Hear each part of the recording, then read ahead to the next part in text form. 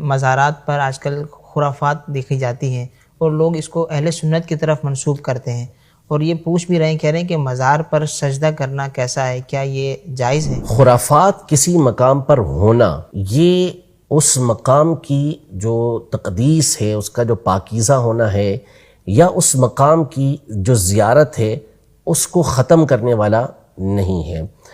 خرافات کو ختم کیا جائے گا نہ کہ اس جگہ پر جانا، اس جگہ کی جو تقدیس ہے، اس کی جو پاکیزی ہے، اس کو وہ ختم کرے۔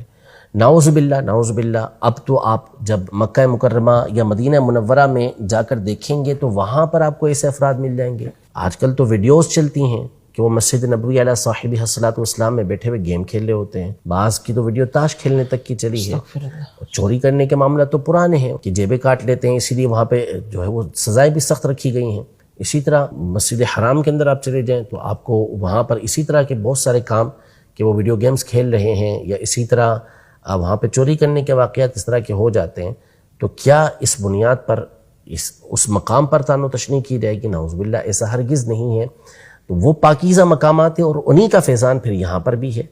تو ان مقامات پر جو خرافات ہو رہی ہیں تو اصل تو یہ ہے نا کہ آپ یہ پوچھیں کہ ان خرافات کا ذمہ دار کون ہے۔ علماء اہل سنت تو اس کا سختی کے ساتھ رد کرتے ہوئے آ رہے ہیں، مسلسل ان باتوں کو بیان کرتے ہیں کہ وہاں پہ جو افراد اس طرح کے بیٹھتے ہیں اور عمومی طور پر وہ مزار کے باہر کے کسی پورشن کے اندر موجود ہوتے ہیں اور وہاں پر وہ خرافات جو کرتے ہیں، یعنی جہاں کرتے ہیں، ہر جگہ ایک ضروری نہیں کہ ایسا ہو، جہاں ایسا معاملہ کرتے ہیں تو وہ ان کا ذاتی فعل ہوتا ہے۔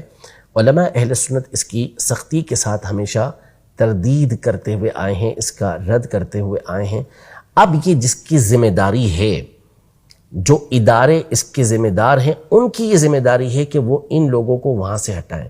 ظاہر ہے کہ یہ اختیار علماء کے ہاتھ میں نہیں ہوتا، عام لوگوں کے ہاتھ میں نہیں ہوتا۔ وہاں جو افراد بیٹھے ہوئے ہیں ان کو ہٹانے کا کام یہ اداروں کا کام ہوتا ہے کہ وہ ان کو ہٹائیں گے، نہ یہ کہ علماء اہل سنت ان کو ہٹائیں گے۔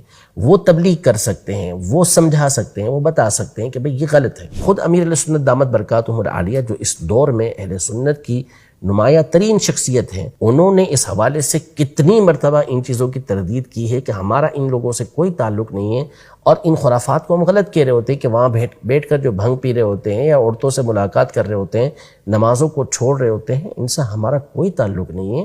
یہ چیزیں چاہے اس مقام پر کی جائیں وہاں بھی غلط ہیں، کسی اور مقام پر کی جائیں وہاں بھی غلط ہیں۔ مزارات پر جانا یہ ہمیشہ سے نبی پاک صلی اللہ علیہ وسلم کے دور اقدس سے چلتا ہوا آ رہا ہے۔ خود نبی پاک صلی اللہ علیہ وسلم شہدائے احد کے مزارات پر ہر سال جایا کرتے تھے۔ جنت البقیع میں نبی پاک صلی اللہ علیہ وسلم تشریف لے کر جائے تھے، تو مزار کا مطلب بھی قبر ہوتا ہے، قبروں پر تشریف لے کے جایا کرتے تھے، جانے کا حکم ارشاد فرمایا۔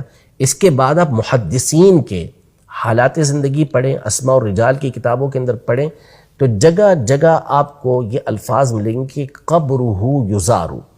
وہ محدث تھے، ان کا انتقال ہوا اور ان کی قبر کی باقاعدہ زیارت کی جاتی تھی، اور بڑے بڑے ائمہ کے آپ کو حالات زندگی کے اندر ملے گا کہ وہ دوسرے ائمہ کی قبروں پہ جا کر حاضری دیا کرتے تھے، وہاں اپنی حاجتوں کو اللہ کی بارگاہ میں طلب کیا کرتے تھے۔ تو اصل جو عقیدہ اور نظریہ ہے وہ اس فکر کے علماء بیان کریں گے کہ اصل عقیدہ اور نظریہ کیا ہے۔ ایسے لوگوں کی خرافات کی بنیاد پر اب آپ حکم لگانا شروع کریں گے تو نہ مسجدیں محفوظ رہیں گی، نہ آپ کی شادیاں محفوظ رہیں گی، اور نہ ہی ہمارے جو متفقن علیہ مقدس مقامات ہیں وہ محفوظ رہیں گے۔ تو خرابیوں کو ختم کیا جاتا ہے، نہ کہ اصل جو درست بات ہے اس کو ختم کیا جاتا ہے۔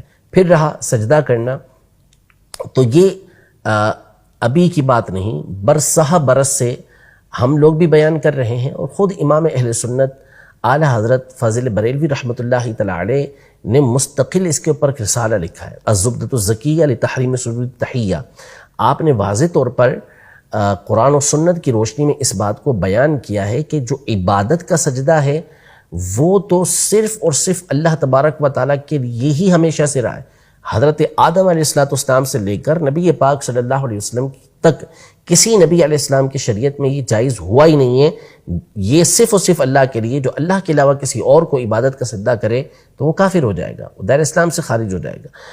دوسرا سجدہ ہوتا ہے تعظیم کا، کہ کسی کی رسپیکٹ کے لیے، کسی کی تعظیم و توقیر کے لیے اس کے سامنے سجدہ کرنا، تو یہ پچھلی شریعتوں میں حلال تھا۔ حضرت آدم علیہ السلام کو فرشتوں نے سجدہ کیا، یوسف علیہ السلام کو ان کے بھائیوں اور ان کے والدین نے سجدہ کیا، لیکن ہماری شریعت مطہرہ کے اندر یہ بھی حرام ہے۔